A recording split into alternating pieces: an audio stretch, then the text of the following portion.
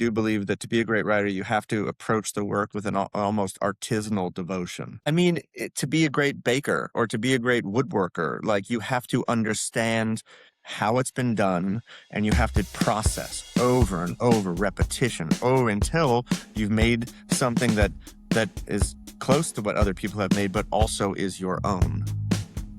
Hey, I'm John. I'm Corey.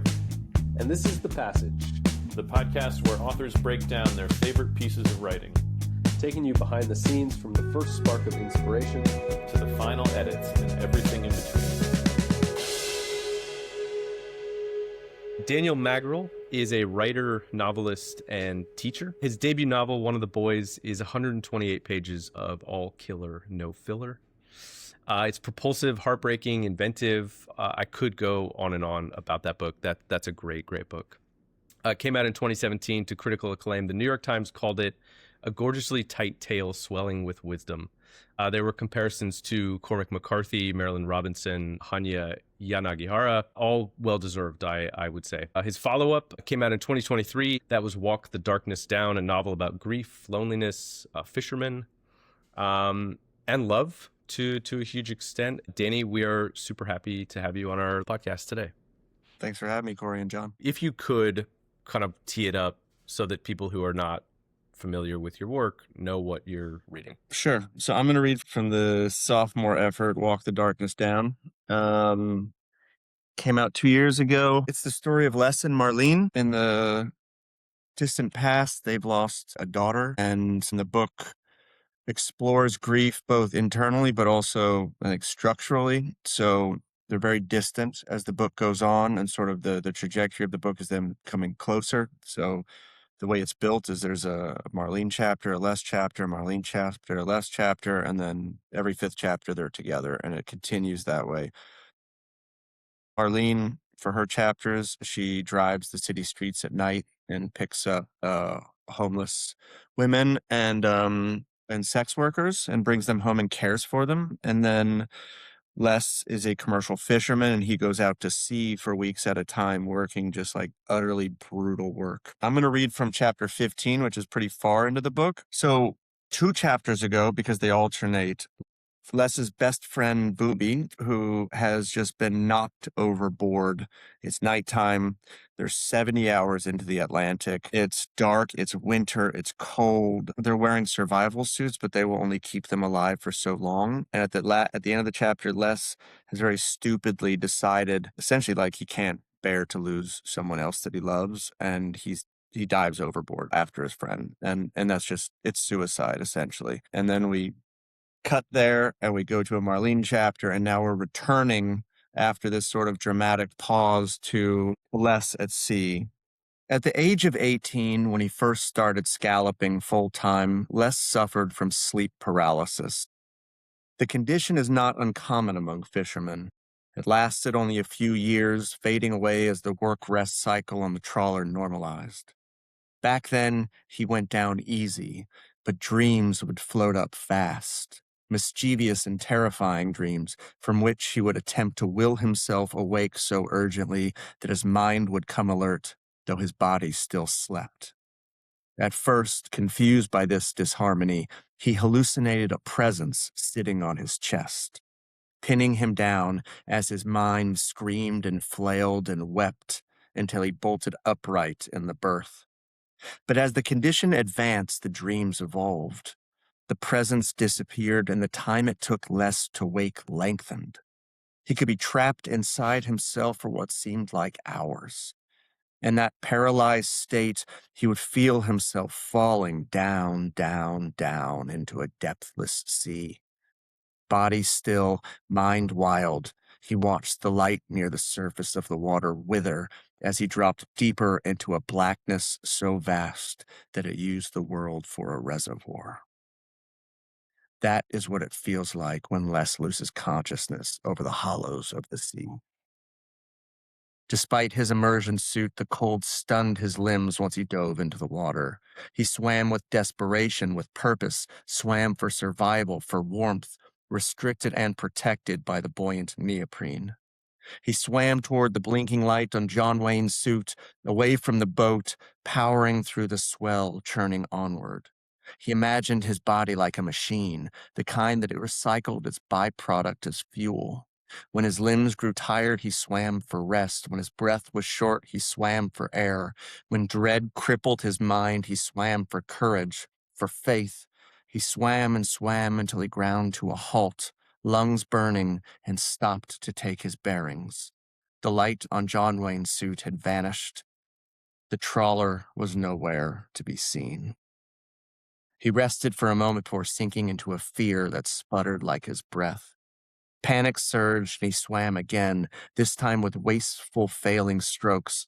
He changed directions impulsively, his entire body filled with unexpected movement. Sucking air, he vomited from the salt water in exertion. He was forced again to rest, to calm down, held up in the swell by the suit's flotation. Les did not lose time, but the hours that passed took on the effect of sleep. There was blackness above, blackness beyond, the sea a glistening obsidian. Rain poured down relentlessly. Cold set in, creeping up from the toes, slowed the flow of blood, stilting his thoughts, mind lurching, lunging, lurching. He swam for clarity, only a few strokes, and stopped. Spasms in his feet, his legs, his mind, shivering. He couldn't feel his fingers. Fangers, as his father said the word. Old man dead and all this wooder for water. Locals used ya for yes.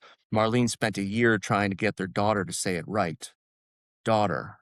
Her name. Angie. Angie. Angie. Oh man, John, we should just cancel the rest of the podcast. Daniel, can you just keep I keep reading? going. You know what? I totally made it. I said his best friend's name is Booby, and that's totally wrong. I don't know why I said that. His best name for him is John Wayne, because he only speaks really in John Wayne quotes for that throughout the entire book. Well, now my next question is, who is Booby? So Booby's like the old man on the boat. He's the first mate, and everyone thinks he's named for the blue-footed booby. It's a bird, but mostly it's because his wife had a single mastectomy, and he loved that booby. That one. How'd you come up with those two names? You have a knack for sort of catchy Well, character names? I really struggle with naming characters, and so for the first book, I didn't name any of the main characters, Right. and that was kind of a fun challenge to get through. And this time, as soon as I give a character a name, the suspension of disbelief for myself kind of evaporates. So it takes me a long time to put a name to them. And so when I gave them nicknames, which was really felt like the culture of the fishing culture. I mean, Les's nickname on the boat, his name is Stray, because he's kind of the stray dog. He keeps to himself the whole time. Have you got the character name solidified by the time that you're writing? Do you ever go back and you're like, yeah, you know what, that name is not working. I need to change it. Some of them evolve. I mean, and some of them are exercise. John Wayne was an idea. What if the character, so much of the work that I do is in some ways a critique of just traditional forms and toxic forms of masculinity. And so for this one, I mean, John Wayne is the sweetest character in the book, but he's sort of stifled by these traditional forms of masculinity. So he loves John Wayne, but he's also, so he speaks in these very terse, kind of like quippy lines, but at the same time he has so much feeling. And so for his sort of trajectory as a character, it's really sort of breaking out of the aphorisms, of the famous cowboy quotes, and learning to sort of speak for himself and to speak for his friend. The other thing is that I try to write as lean as possible. And so for this book, nicknames were sort of shortcuts for the reader to understand elements of them right off the bat. So I could really cut down on exposition through the nicknames. I do have a question about what you just said, but I'm gonna save it. Let's start with why this section. Well, I mean, it's actually a section I like to read from. I think it's because it's compelling. I think it's gripping. And you keep going on and on. and he actually like passes out fully at sea, and he thinks he's dying, and he imagines Mhm. that his death and so that's and for him, I think he when he says the name Angie, Angie, Angie right there at the end, he has not once said his daughter's name throughout the Mhm. entire book. So it's kind of a, it's a really important emotional moment. I think that I mean the prompt was just to think about a section that was really challenging to write, and that changed a lot in revision, and so I mean that really I think that's why I probably read it too, because I'm very proud of sort of how it ultimately ended up. When did you write it? Did you write the book sort of in the, progression of the actual story, or like did you know when you were getting to this section, all right, I have to like kind of bring my A game to this chapter? So I mean the first book, I usually, at least for the first book, one of the boys, I really did write it in sequence.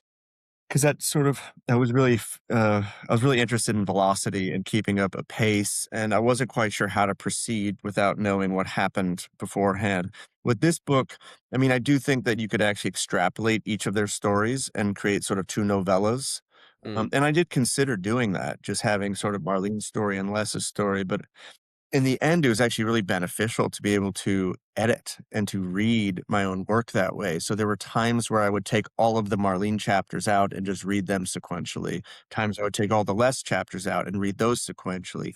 Times where I would pull the Les and Marlene every fifth chapter out and read those in sequence. And then you could read the whole thing together. And so if I was ever stuck on a certain section, especially with a specific character, I could always just say, okay, well, let's go back to them sort of alone on the boat, or let's go back to Marlene out with these women that she cares for, and what happens? What's the next narrative move there? And I can sort of pursue it, and it would give me time to continue. It would allow me to be productive at all times, but also provide me sort of the space to let the answers in the other sections come. When you came up with the idea for the book, do you know where the plot is going? Do you know what's going to happen to the characters? How early in the process did you know that at some point Les is going to hop overboard after a coworker into the water? Yeah, I did know that was gonna happen. In the first draft I sent when the book sold to my editor, who was a wonderful editor, I had him for both books, that wasn't even there. It didn't exist. So Les had been hit really hard by one of the dredges on board, and it was a similar scene, but John Wayne had not fallen overboard and Les had been sort of knocked unconscious. And so he went into like this almost like this Christmas Carol moment where like there are three dreams, and he's visited by these different people, and the last one is Angie. And Mm. as we sort of talked through it, I think it didn't feel right for the book.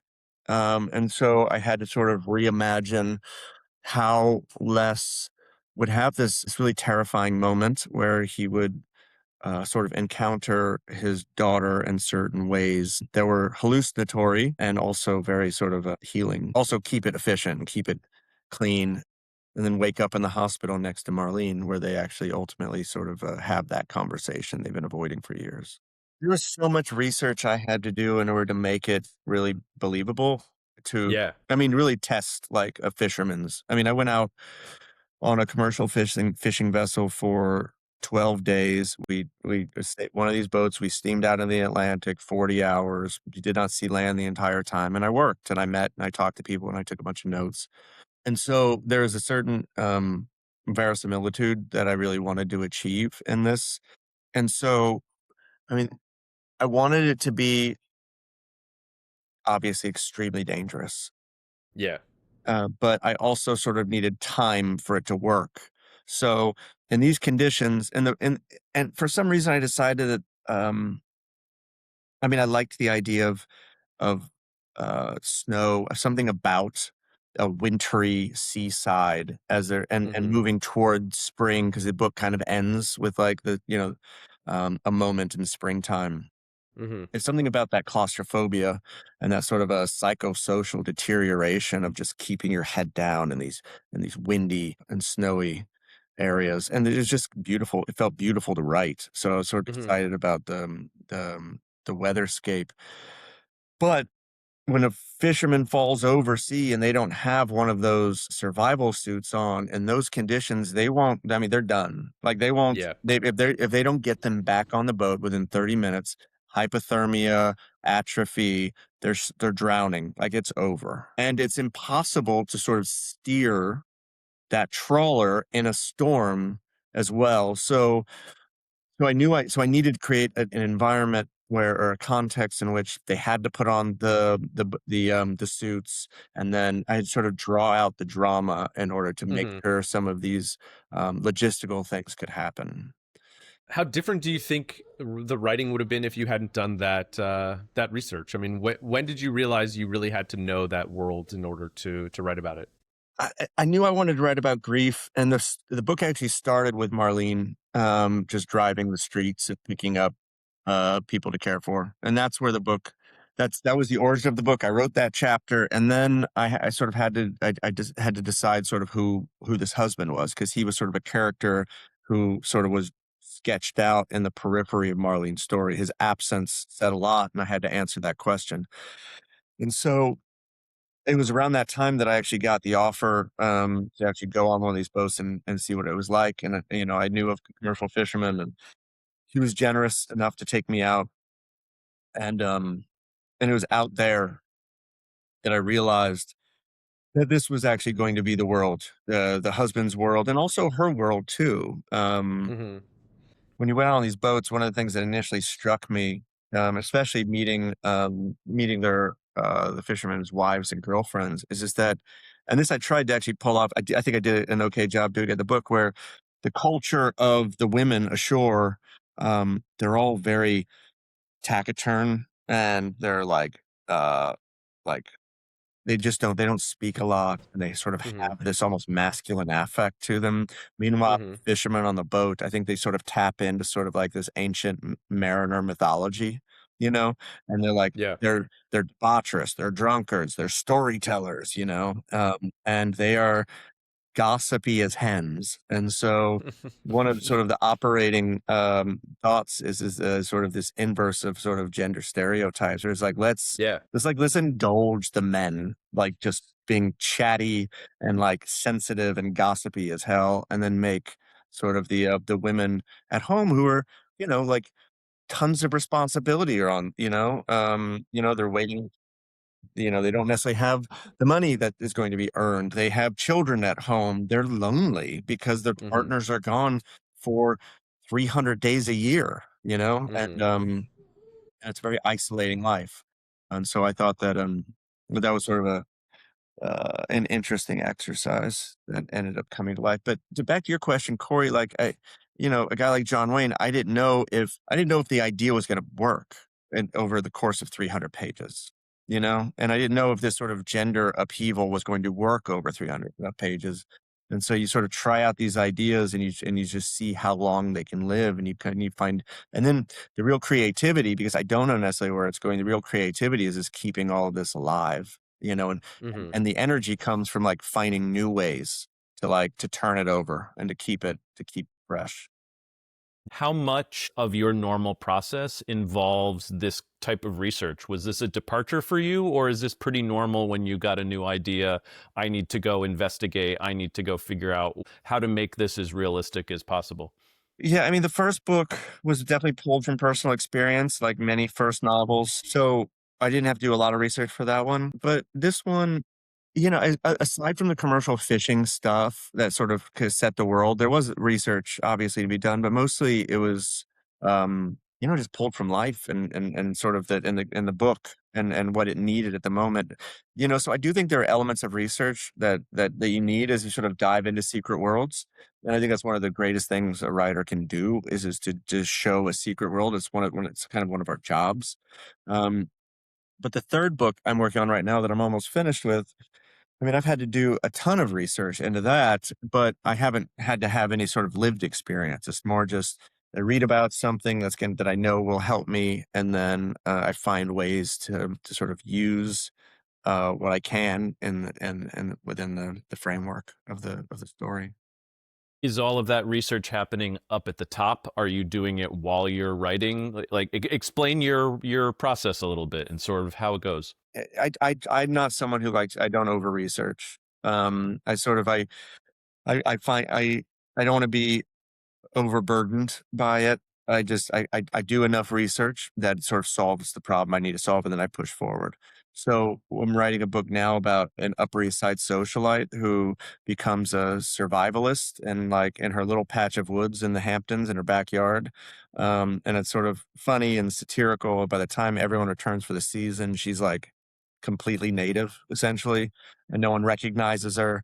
But like, so in the beginning processes of that, I'm okay, well, uh, how would she start planting first? What would she start planting? And then it's like, okay, well, she's going to start with small game, eating small game. So how are we trapping squirrels and rabbits?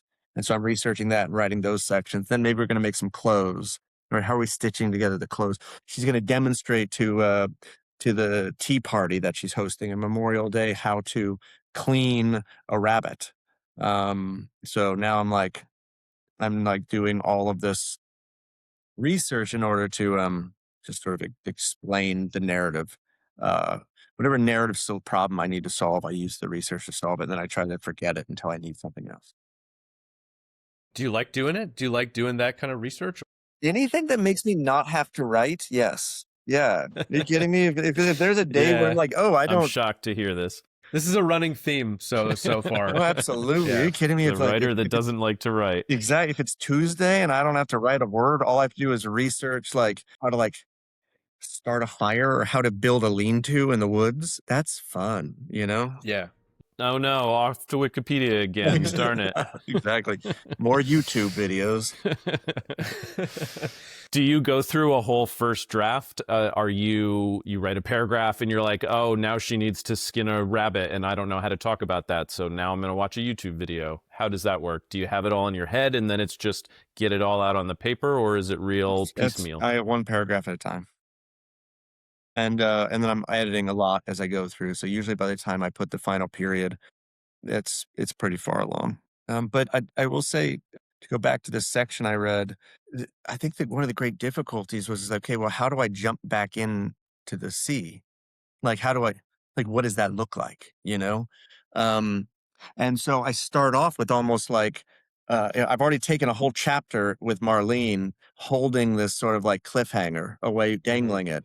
And even when I return to that chapter where we're supposed to, okay, well, now we're going to find out, I spend the whole first paragraph and it's almost like disorienting, sort of explanation of the sleep paralysis that he suffered. I wanted it to be disorienting right from the start because that's exactly what it would feel like to be out there. Is like you're terrified. You're you're realizing how stupid you are. You're losing the ability to move. Your friend is dying. The trawler is getting away.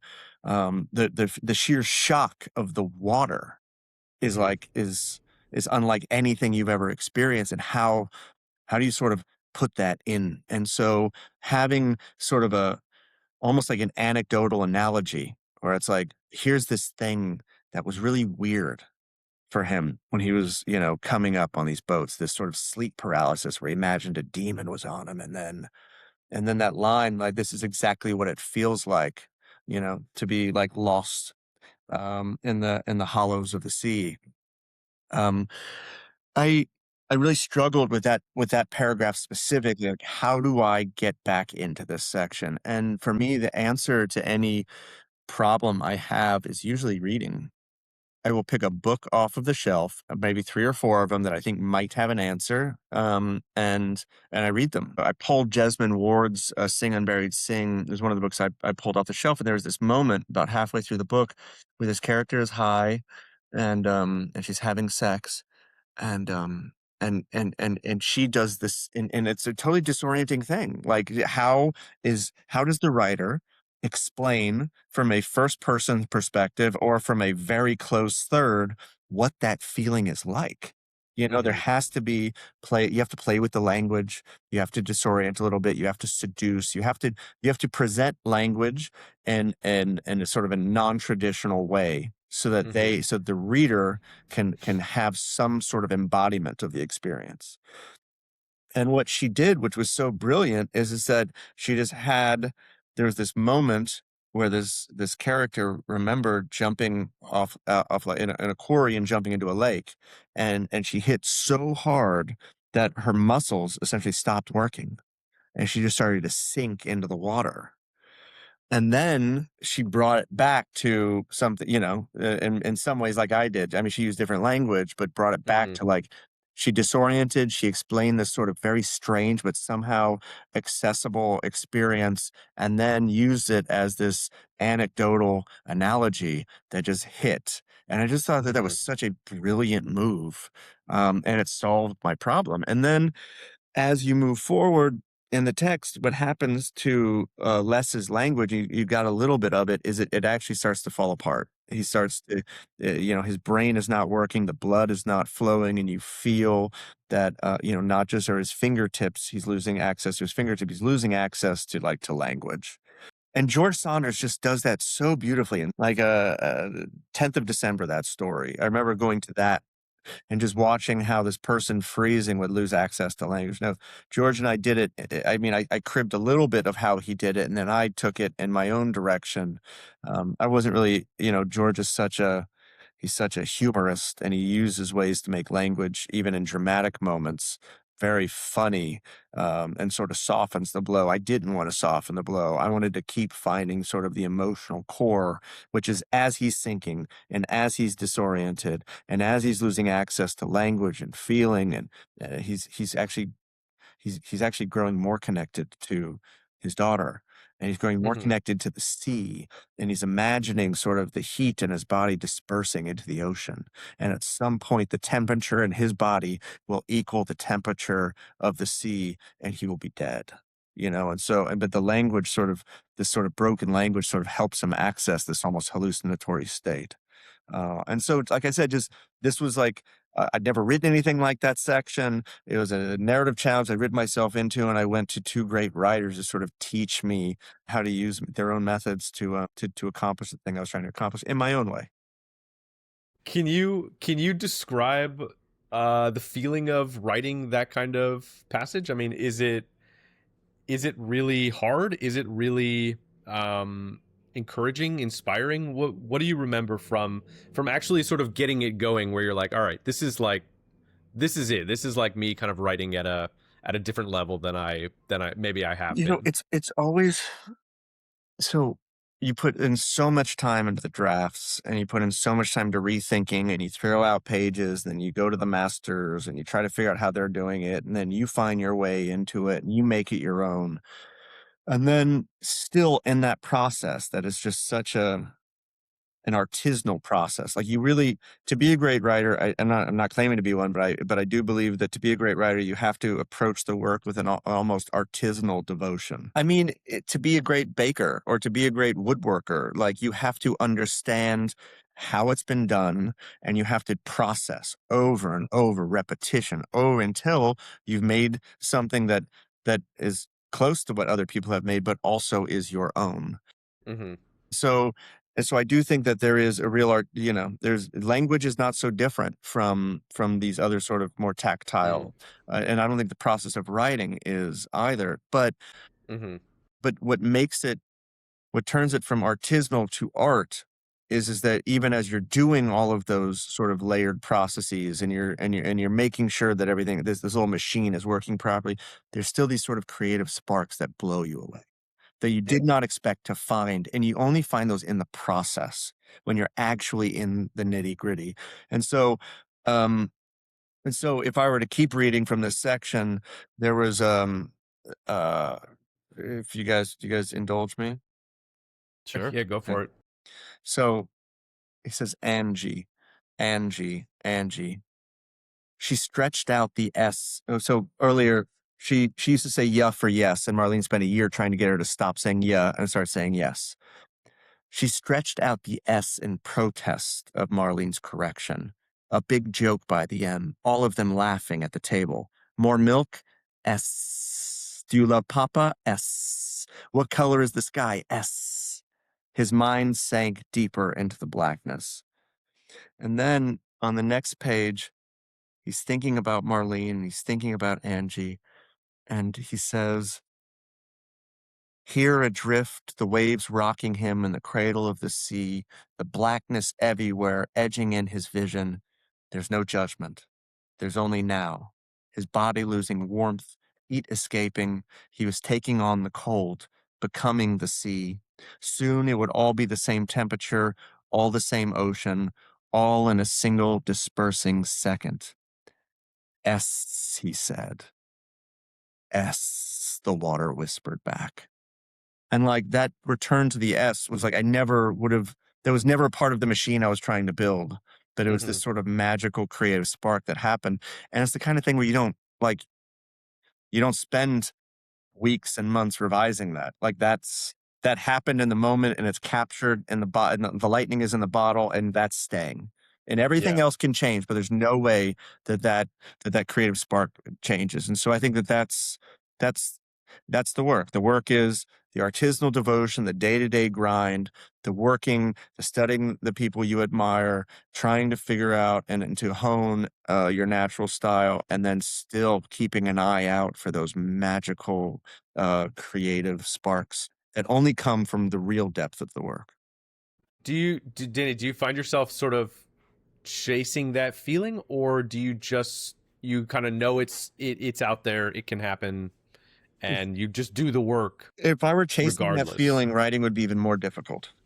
And the product is it takes years and years and years to do the Yeah. one thing. I think you're writing a Yeah. song. Maybe if you're like jamming and a part of that song comes out, and you're just like, "Whoa, that was cool," but it's not like on the album, you know. Right. Right. Um, Right. Right. and painting, I can't even imagine what that's like because it's also it's like you're just like paint. You do a painting in a day, or you could do painting in a year, but it's just this. Yeah. I think the way I try to frame it for myself is it's like an exercise in just like sustained meditation. And so the sweet spot is when you're working so much that like when you walk the dog or you do the dishes or you driving the kids to school, um, the synapses are so strong because they've been worked Mm. over so many times that your mind naturally wanders back to the work. And that's a real beautiful artistic space to be existing in. I think of it sometimes like a song that I've memorized. Like I've gone over it so much that I know it the same way I would know a song that that I've heard a million times, and I can kind of dip in and out of it at any point. And John, I have a kind of a Pavlovian method to my writing where I will just listen to the same instrumental, always instrumental song or album over and over and over again for years. And what happens is like it creates entry points or re-entry points into books, into stories are so hard. Sort of like how do I like sit down and just get back into it? And so mm, if I have this song, it's all white noise to me hmm but if I put the song on, the psychic secretions, as Pavlov said, just like they start to generate, and I can really find my way back into the emotional core of a text very quickly because my mind has been trained by the song. And so every hmm book has sort of a different album. And no, I will not share those if that's the next I wasn't even gonna ask. So question. Similar to music, Daniel, do you have a writing setup that you try to replicate? Is there a sort of, I got to write in this particular place with this coffee mug or whatever it's going to be? Feel like before kids, I had all sorts of things I thought I needed.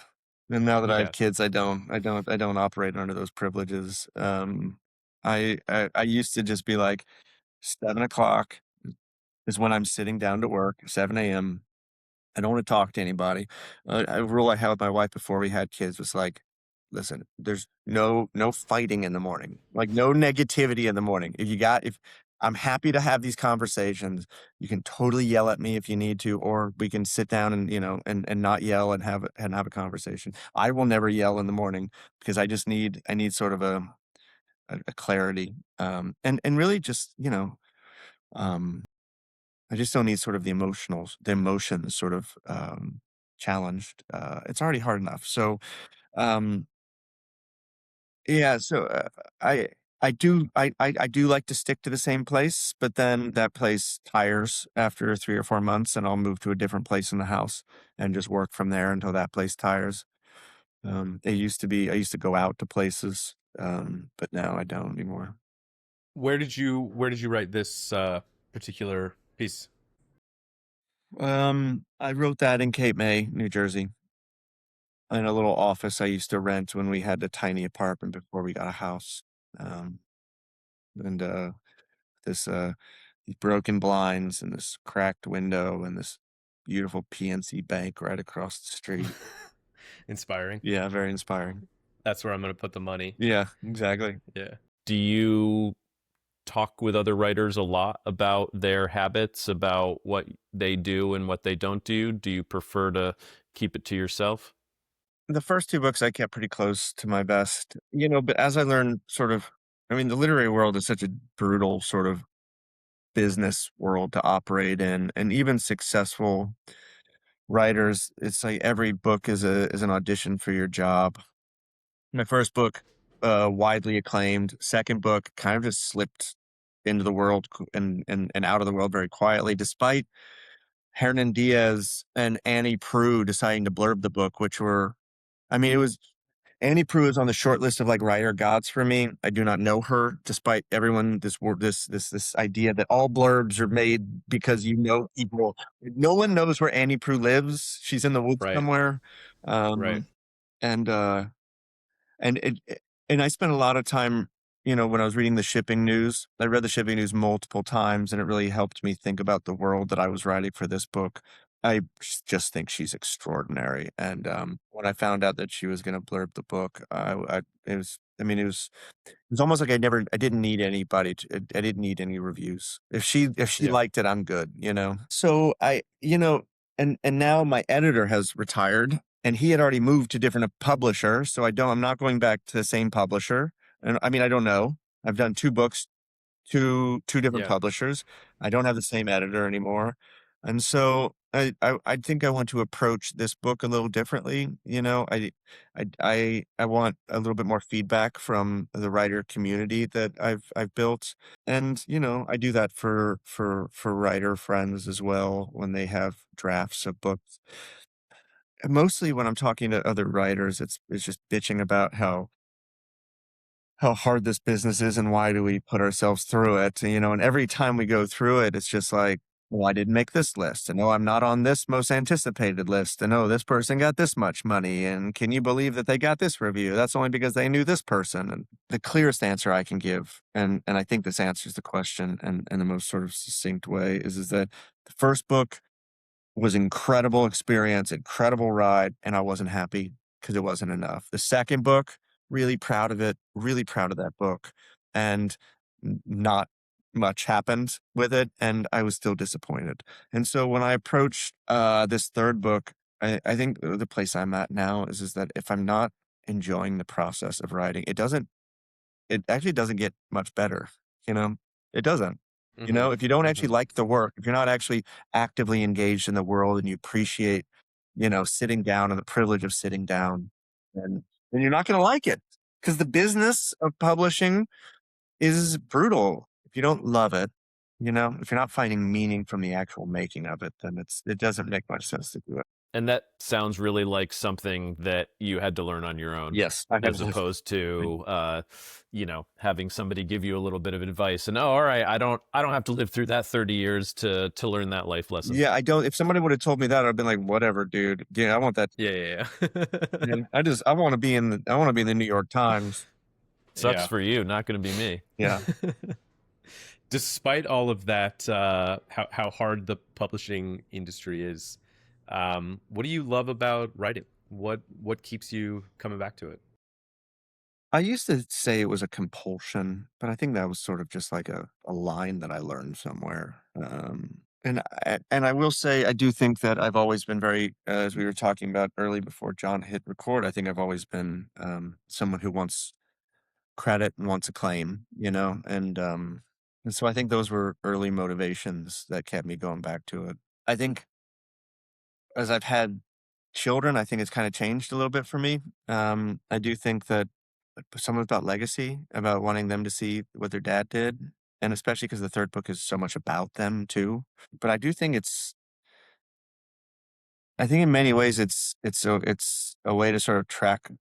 It's two things. It's a way to track my own life in some ways because every book is a reflection of the period of time in which I was living, in which I was growing and changing. Even if I'm writing about characters that have nothing to do with me, I still have a real personal relationship to them, and I understand them on a very personal level. And then conversely, it's also a sort of roadmap for the person I want to become. And so because I'm always trying to help my characters sort of shine their best lights, and there's sort of an aspirational quality to it as well. So what I leave behind, what I hope to make myself into, and also sort of who I am at that moment and Hmm. that era of my life. Yeah, I think that's a beautiful way to put it.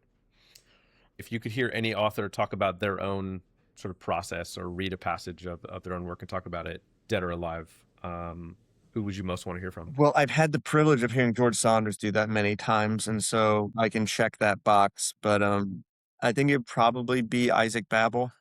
Isaac Babel. Oh, wow. Interesting. I think he lived through very strange times, but he also might be the greatest literary artist I've ever read. And I would love to hear him sort of talk about his process. I think that one of the things that I really love about his work is he has the ability to really juxtapose extreme brutality with extreme beauty, like in consecutive paragraphs. And it's also like a way for him to almost like resolve the brutality. Mm. And then he has a way of like ticking up a register in language, which also sort of slows down and resolves whatever section he's writing. You guys familiar with Dennis Johnson's Jesus' Son? Yeah. Okay, so It's been a while, but yeah. so Dennis Johnson wrote Jesus' Son as basically a response to Babel's Red Cavalry stories. He wanted to basically write his version of the Red Cavalry stories. And you see it. You see because Johnson does this the very same thing where he will have just extreme brutality in his stories sometimes, and then it'll somehow be counterbalanced by. I mean, Hmm. he's such a beautiful writer, Johnson. Hmm. But also, there's this.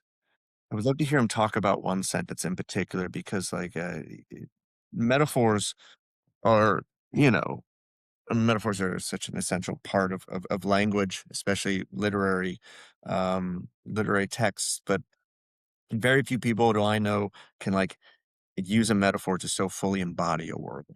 And so there's this line in the Red Cavalry stories where this journalist is out in the battlefield after like just savagery has happened. And he's sort of horrified by what he sees. And he said something like, the sun rolled across the horizon like a severed head. And I'm just like, I mean, what else? Like that's exactly what you would see. There's real depth and a real precision. It's a mystical art. He is a mystical artist to me. So that'd be one. Interesting. Cool answer. All right, let's jump to these rapid fire questions. What's one aspect of writing you're great at? Velocity, pace, What's one aspect of writing you're bad at? interiority, A quick and dirty first draft or slow and clean? slow and clean, External deadlines or internal pressure? both Long sentences or short ones? short ones. What would you do if you weren't a writer? Whatever Anthony Bourdain did. That sounds awesome. He was a writer. Okay, but also he like traveled the world and like ate food. True. He parlayed writing into a much more fun. So cool. Whatever that is, I want to do that. It would have to do with food. I like food. Longhand, Google Doc, Word, something else. Word doc. Word doc. Word doc. Old school. Multiple Word docs. Finish chapter, move to master doc. It has to graduate to the manuscript. I like that. What's your go-to procrastination method? Probably sports. What's the most surprising place you've done some real writing from? Centro Studi Americani in Rome. Lots of projects at once or one big project at one time? One big project only, unless it's like a screenplay or something like that. Love it. Daniel, thanks so much for being on the show. Yeah, guys, this was great.